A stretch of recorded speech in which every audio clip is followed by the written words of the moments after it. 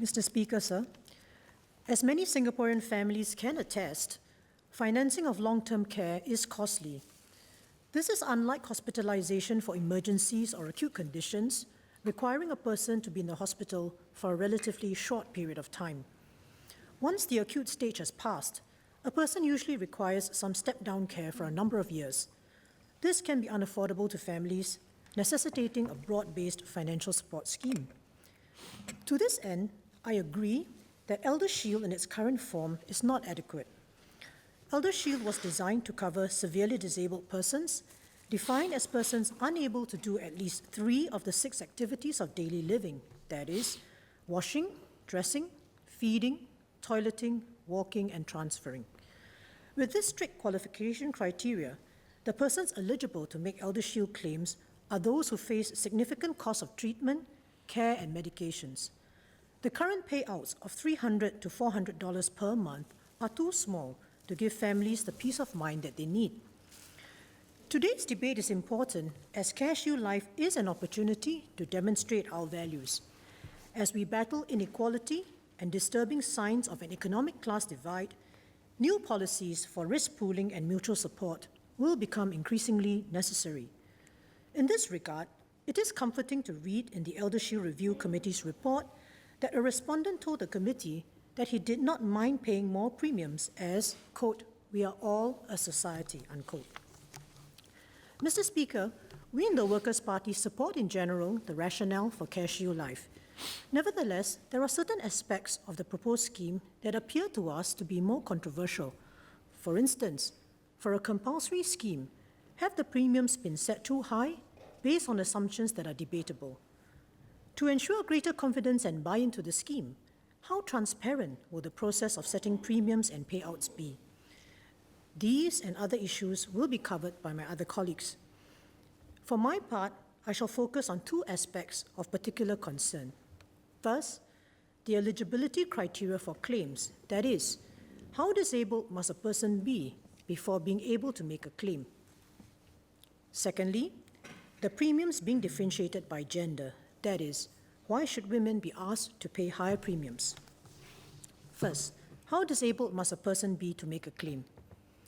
Since CareShield is going to be a compulsory disability scheme, all Singaporeans born in 1980 or later will be making mandatory contributions for 37 years, from age 30 to 67.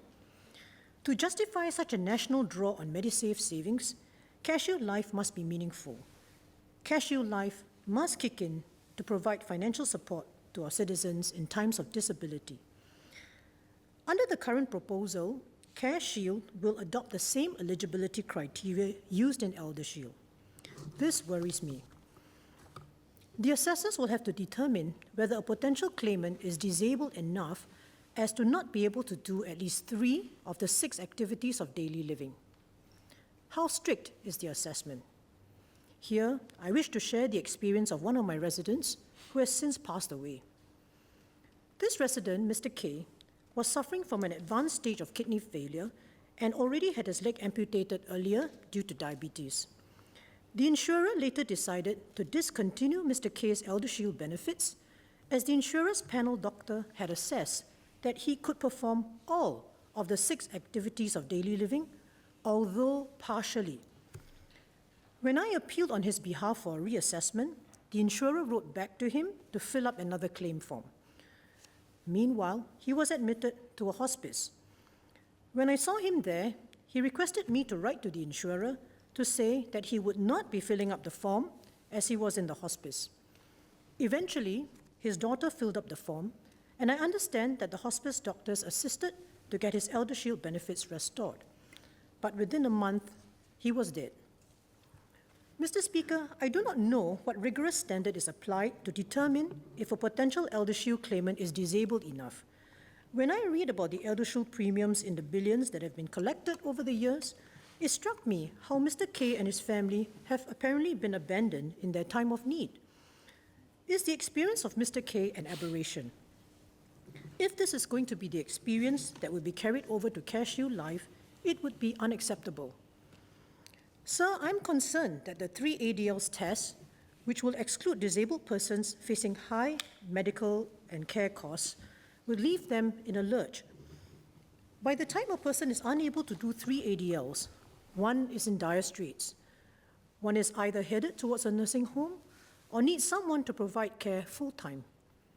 Before one reaches that stage, if CareShield can give some payouts, then it is likely that the disabled person can continue to be looked after at home with some part-time help.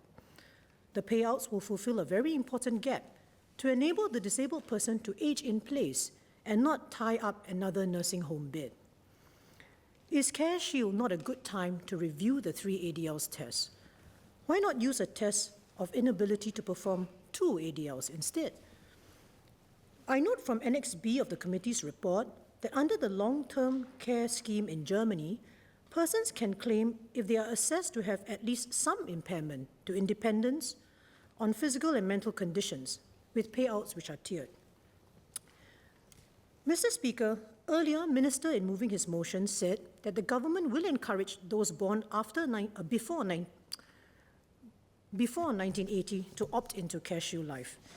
In this regard, if a 2 ADL test or some flexibility is adopted for eligibility for CareShield Life payouts, then more of the older cohorts currently on ElderShield may be incentivized to join CareShield. I would like to emphasize the point that CareShield Life will be a compulsory scheme and young Singaporeans will have to pay 37 years of premiums. With this looming fact in mind, CareShield must have meaningful coverage, and my view is that the 3 ADLs test needs to be reviewed and readjusted to serve this end. Second, why is CareShield making women pay more? It has been proposed that premiums for CareShield Life be differentiated by gender. Women will be asked to pay higher premiums because, as the committee says at Chapter 8, women have a longer life expectancy and a higher risk of severe disability. Yet, the committee insists that CareShield Life's features are universality and risk pooling. Could the government clarify whether there is any other country with compulsory long-term care insurance that discriminates premiums by gender? In any case, Mr. Speaker, it is up to the government to decide whether this recommendation of the committee should be adopted. After all, deciding whether to set premiums as gender differentiated or on a unisex basis is taking a stand on our society's values. The committee writes that having gender differentiated premiums is needed to ensure that CareShield Life, and I quote, remains sustainable regardless of the mix of men and women who join, unquote. But for a compulsory scheme where every birth cohort will be included, does this argument of not knowing the mix of men and women who will join hold water? I refer to a 2010 article by Nicholas Barr, professor at the London School of Economics, entitled Long-Term Care, a Suitable Case for Social Insurance. Professor Barr agrees that to finance long-term care needs, using compulsory social insurance rather than optional private insurance will better cushion citizens from risk and uncertainty. On the issue of women living longer, however, Professor Barr argues that social insurance schemes for long-term care should not take this into account. He offers several reasons for this, and I quote, "First, if the insurance is mandatory, there is little or no distortionary effect from charging men and women a premium based on joint probabilities. Second, there are obvious political difficulties from imposing on women a significantly higher contribution rate than men. And finally, the use of unisex tables can be defended as a simple value judgment," unquote. So, what are our judgments and values? In addition, we must also recognize the fact that many women give up their careers and personal ambitions to do unpaid caregiving for their families, services which the families would otherwise have to pay for. A 2017 report by the Ministry of Social and Family Development found that women are much more likely than men to remain outside the labor force for family-related responsibilities. The younger women between 30 to 39 years old cited childcare as the main reason for not working, while females aged 60 and above cited housework and caregiving responsibilities as the main reason for not working. Married women often provide care for their husbands, delaying or even preventing the men's progression to becoming disabled. When husbands need long-term care, wives are there. Daughters and daughters-in-law, too, often step up to the plate. By doing so, many women have lower CPF balances than men. What signal do we send to our mothers, wives, sisters, and daughters by requiring them to pay higher premiums while expecting them to do more caregiving for free? It seems that the opportunity cost to women are being repaid by higher premiums for CareShield. If we talk about risk pooling within each generation, with each generation paying for itself, is it too much to ask to risk pool between the genders and use unisex tables for premiums? Sir, let me conclude.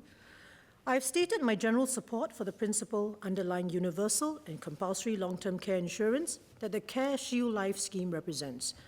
I have, however, raised two issues which I believe are critical to the scheme's success, namely, whether the qualifying 3 ADLs test is too rigid and onerous, and asking for the premiums to be set on a unisex basis if the scheme is to be truly universal and inclusive. The CareShield Life proposal has much potential to be a strong social safety net for our people. This is a great opportunity which should not be squandered.